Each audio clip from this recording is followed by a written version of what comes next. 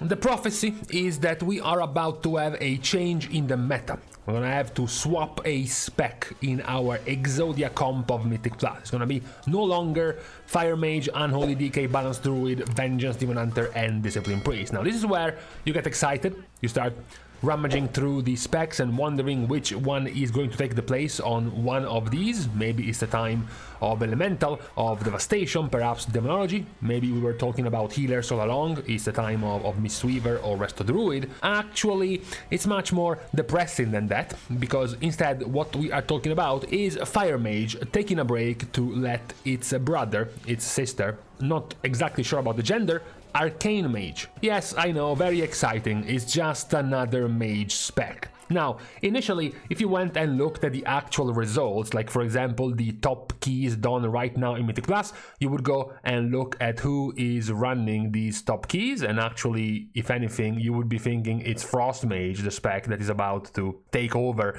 the top keys in Mythic Plus, not even Arcane, if you were to think about one of the mage specs taking over. However, these are just the top rankings, right? If you look at these rankings like 5 days ago, 1 week ago, 3 days ago, you have keys being done basically before this patch, right? Before this set of tuning, right? What we're talking about is something that might change after this round of tuning, because Arcane Mage has been buffed now back to back. They first received in March an 8% all damage buff, and now in this recent set of tuning, yet another 4% round of buff, so 12% buff total going the way of Arcane Mage. What is relevant is that if you were to look at the top keys being done, but this time we are looking since after the reset, you know, since after the patch with the tuning going live. And you can see that, you know, there is a slight, for now, a slight advantage in terms of damage done for Arcane Mage in these keys.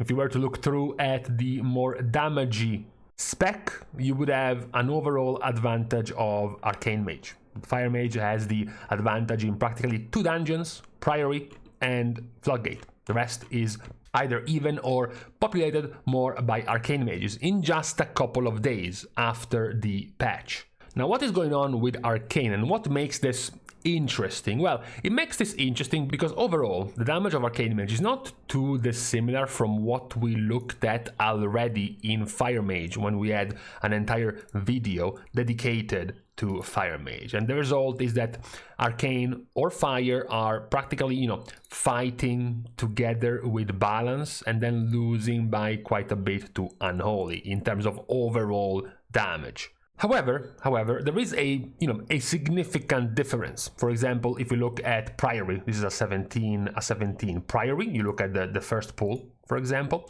One of the things we mentioned about this first pull, let's squish it for when they actually do damage to have the numbers be bigger. Why not? Now this looks awful. However, when you look at what can be important in these kind of mega pulls, where, as you see, the Balanced Druid is practically just doing damage with AoE abilities, and then you have the DK who is also doing damage practically just with AoE abilities. You're wondering, okay, all of the footmen have to die, all of the sharpshooters have to die, and even the couple of Arati Knights have to die. However, you have a mini-boss in here. A mini-boss that is doing quite a lot of damage. In fact, if you look at the damage taken of these guys, you have Thunderclap from the mini-boss, which is practically doing tons of damage. You would kind of want this mob to die as fast as possible. So you look at Guard Captain Suleiman, and the damage is done by the Arcane Mage. Yes, of course, once you go over to the Footman, this is how it looks like. Once you go over to the other AoE one, the Sharpshooter, this is how it looks like. However, what we call funnel damage, single target funnel damage in a pool that has about 25 different mobs, that's where the Arcane Mage is shining compared to these other two specs. We can try the same experiment in a different key. This time we don't even have an Unholy DK, although Elemental is kind of filling the same slot of doing tons of AoE and not too much prio damage. We can look at the first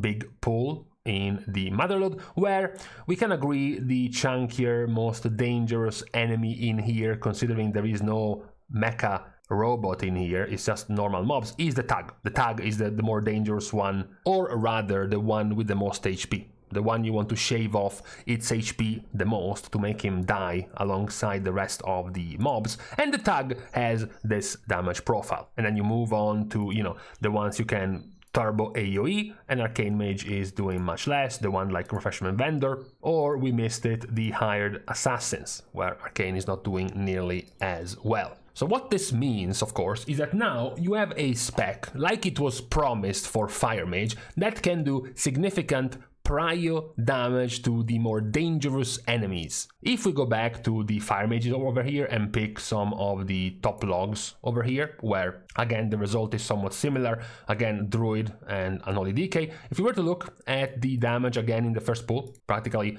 a very similar pool to what we just saw for Arcane, you will see from here that the top damage of the Mage does not include Pyro. It's just Flame Strike, it's just flat blanket AoE, which means that if we go to something like the Footman, or if we go to something like the Sharpshooter, overall the damage of fire is slightly higher than how it was for Arcane. But if we go back to the Guard Captain, Fire Mage doesn't have nearly the same amount of prio damage as Arcane did. You know, it's doing the same damage as a Balanced Druid, who is practically not even casting any single target ability on the miniboss. It casted a grand total of 3 Star Surges on this miniboss. That's the main difference right now between Fire and Arcane. So Arcane, after all of these sets of buffs, is finding itself in a very good situation when it comes to playing Spellslinger in Mythic Plus. You are now in a situation where you have basically completely abandoned casting Arcane Blast outside of pure single target. As you can see from the absolutely pathetic damage Arcane Blast is doing per cast, even compared to something like Arcane Missiles, which is now much stronger in AoE, thanks to something like Elder Attunement, which turns it into basically a 5-target AoE ability doing double the damage, double the normal damage of an Arcane Missile you normally use. In AoE, you practically do have infinite Arcane charges to spam your Arcane Barrages. If you look at the timeline of this first pull of the Mage, you can see he can allow himself to practically spam Arcane Barrage. You can consume your clear casting procs with Arcane Missiles every time they are up, for the very simple fact that you do gain massive value to your Arcane Barrage by consuming clear casting with Arcane Missiles, because you have things like Arcane Harmony, giving you upwards of 100% more damage to your next Arcane Barrage, or things like Arcane Debilitation, again giving you more stacking damage to your Arcane Barrage after you Arcane Missiled. And all of this is partially thanks to Spellslinger, because you do get some help from Spellfrost Teachings with the chance of casting an Arcane Orb, and then even more help thanks to High Voltage. Damage from Arcane Missiles having a chance to giving you 1 Arcane Charge. And finally, of course, you have Orb Barrage, the chance to spawn an Arcane Orb. All of this is very, very valuable, because Arcane Orb is going to pulse damage, which is also going to pulse max Arcane Charges back to you. So it allows you to just spam Arcane Barrage. Now, the value, of course, of Arcane Barrage, despite having Arcane Cleave and being able to use it as a 5-target cleave ability, is of course the fact that still on the primary target it does its full damage. So even as you are cleaving on multiple targets, again, if we look at the first pull, the Shreddinator 3000 big pull at the beginning, where again Arcane Mage is not doing too well. Let's shrink it a bit more to see the bigger numbers. Arcane is left behind by quite a bit compared to both Balance and Unholy. But if you look at the prio damage, which in this case would be the Shreddinator 3000, this is how it looks, because the primary target of the Arcane Barrage is this Shreddinator. So the average damage of an Arcane Barrage on this guy is 2.7 million. If you look at the average damage on the the minor guys like the Contractors, while the damage looks much larger, the average hit on each of these guys is 1.4. which is obviously much smaller than the average hit you are having on the one target, the one primary target. This is practically the major value of playing Arcane now in these keys, the fact that you can get legitimate prio damage because of the way Arcane Barrage works. The fact that it does more damage on your primary target, the fact that you will still dump things like Arcane Missiles on your primary target. Of course, whenever you're casting this with Heather Attunement, you will be doing AoE damage, but still, that's the value you can get. Of course, normally you will still consider Arcane reasonably weak in overall AoE damage simply because Arcane remains reasonably target capped. As mentioned, even with Arcane Cleave, Arcane Barrage can only hit 5 targets. Yes, sure, you do have things like Touch of the Magi, which can explode to all nearby enemies, or Arcane Echo, which again can do the same thing and explode up to 8 targets without damage reductions, or Magi's Spark, which can also do damage to all nearby enemies. So you do have some extra splash AoE damage. Of course, you also have the whole Spellslinger mechanic, which can do damage to multiple targets in the end, but it's not that big. Of course, when comparing this to the top AoE damage dealers, it's still not a lot. But on smaller targets, it remains very, very good. It remains the best, actually. If you go back to look at the overall rankings, you do, at this point, realize why exactly there is such a massive dominance once you go to Theater of Pain. Why is that? Because, of course, Theater of Pain has the smallest count of pulls in terms of mobs. So you have to pull 1, 2, or 3 mobs much more often in here, which is why Arcane does so much better than a dungeon like Priory, for example.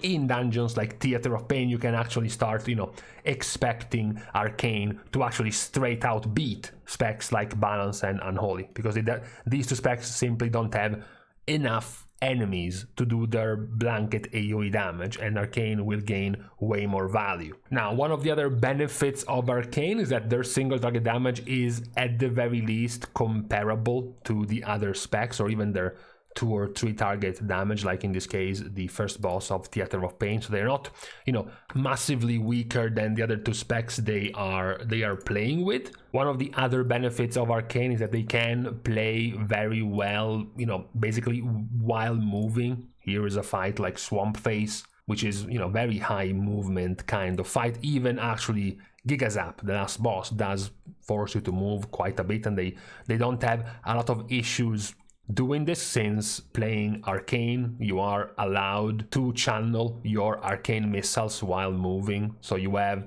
your cast while moving Arcane Missiles, plus of course your insta-cast Arcane Barrages, which makes it much easier for you to move around. The one thing that would still limit you is of course Arcane Blast, which is your hard casted ability. But again, you going for haste and you having higher stacks of arcane charges would make Arcane Blast practically a 1-ish second cast ability, so it's not nearly as long of a cast. That would make it harder for you to move around anyways. But this one is, as mentioned, the major point revolving around Arcane. The fact that after this last round of buffs, now it is much more visible for Arcane to have its very clear superiority in terms of single target, but also fewer targets prio damage compared to the currently, double turbo AoE specs that are already meta, Balance and Unholy. It's pretty much every dungeon, every type of fight. This is Motherlode. You can find the one with the mechanized Peacekeeper, which is again lots of AoE damage. You look at the mechanized Peacekeeper prio single target damage, and Arcane again is doubling the damage of the other specs. That is the value that Arcane is bringing, which is actually kind of what we thought Fire Mage was going to have when looking at these pools in these groups, again with the Balance Druid and the Unholy DK. For example, the first major pool, again with the mechanized Peacekeeper, the Shreddinator in this case, you were thinking about major prio damage. No, Fire Mage in this pool is just blasting Flame Strike, right? So there's no prio damage to be had here. when you have this kind of damage profile. But now, with a spec like Arcane, you are able to maintain this similar damage breakdown at the end of the key. Unholy is first, and then Fire is close to balance, but now Arcane can do just about the same. Except now Arcane also has significantly more priority damage to the biggest, largest HP enemy in any given pack compared to Fire Mage. That's the major benefit of playing Arcane, and as we see, just a couple of days into this tuning, we have been seeing more and more Arcane Mages making way in, 17s, 18s, 19 level keys. That's the expected development of Mythic Plus meta, perhaps having more and more Arcane Mages being used in keys after this latest round of tuning. We will see, of course, as the week continues if this will prove to be true, but for now we will leave it to the Mage players to decide on what they want to do with their specs. Of course, at the beginning of the video, as mentioned, it's a bit unlucky that we talk about a change in meta and it's not, an actual brand new spec. Instead, it's just about opening your talents and changing specs within your same class. It's not nearly as exciting, but it's still worth mentioning in terms of changes to the meta. So, for today, on this Friday, it is now time to leave each other after this PSA on the possible change in meta in Mythic Plus. So, with this out of the way, we are now starting our goodbyes by thanking everyone for having watched the video, together with, of course, everyone else who has been supporting completely for free by liking and commenting down below, as well as subscribing to the channel itself. Now, with these things out of the way, thank you again for watching. See you guys tomorrow, and in the meantime, changing class would have also just made it more fun, An Evoker maybe, perhaps a Warlock, maybe the surprising Hunter or the surprising Red Paladin, but no, it has to be Mage, by contract.